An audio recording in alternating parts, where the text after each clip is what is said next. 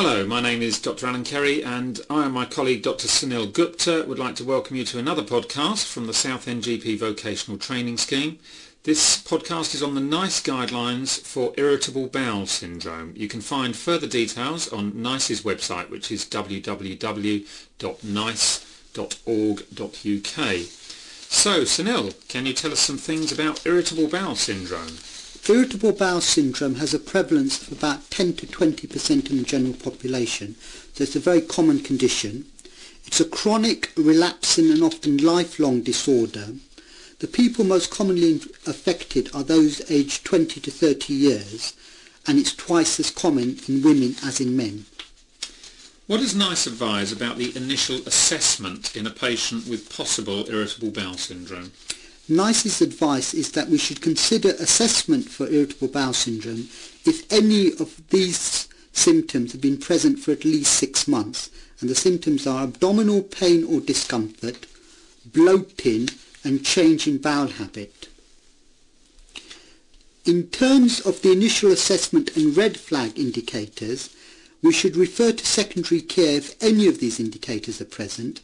So in the history, unintentional or unexplained weight loss, rectal bleeding, a family history of bowel or ovarian cancer, a bowel habit change for greater than 6 weeks in a person aged over 60 years, and also we should refer if there is anemia, abdominal masses, rectal masses, or inflammatory markers for inflammatory bowel disease.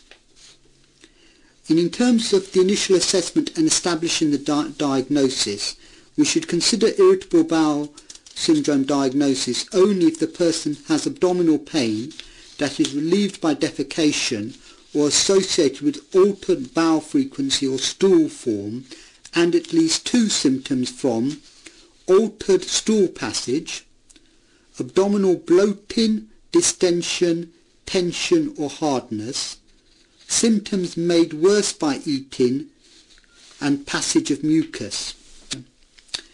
In terms of the initial assessment and establishing the diagnosis, NICE advises we take the following factors into account to facilitate effective consultation. People should be asked open questions to establish symptoms. For example, tell me about how your symptoms affect aspects of your daily life, such as leaving the house. Healthcare professionals should be sensitive to the cultural, ethnic and communication needs of people for whom English is not a first language, or who may have cognitive and or behavioural problems or disabilities. And the NICE guidance describes the Bristol stool form scale, which is shown in the PowerPoint, which is on the website.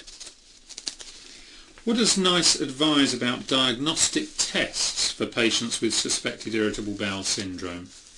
In people who meet irritable bowel syndrome diagnostic criteria, the following tests should be undertaken to exclude other diagnosis: full blood count, ESR or plasma viscosity, C-reactive protein, antibody testing for celiac disease. The following tests are not necessary to confirm a diagnosis where irritable bowel syndrome diagnostic criteria are met: ultrasound, rigid stroke flexible sigmoidoscopy, colonoscopy, barium enema, thyroid function test, fecal ova and parasite test, fecal occult blood test, and hydrogen breath test. So those tests are not necessary to confirm a diagnosis when the patient meets the diagnostic criteria for irritable bowel syndrome. Can you tell us what NICE advises about the clinical management of irritable bowel syndrome? First, dietary and lifestyle advice. NICE advises people with irritable bowel syndrome should be given information that explains the importance of self-help in effectively managing their irritable bowel syndrome. Healthcare professionals should review the fibre intake of people with irritable bowel syndrome, adjusting, usually reducing it, while monitoring the effect on symptoms. If symptoms persist after following lifestyle/dietary advice, NICE advises we should consider referral to a dietitian. In terms of pharmacological therapy, we should advise people with irritable bowel syndrome how to adjust their doses of laxative or anti-motility agents. Healthcare professionals should consider low-dose tricyclic antidepressants as second-line treatment, recommended only for their analgesic effect. Thank you, and thank you for listening to this podcast. We hope that you'll listen to other podcasts from the Southend Vocational Training Scheme.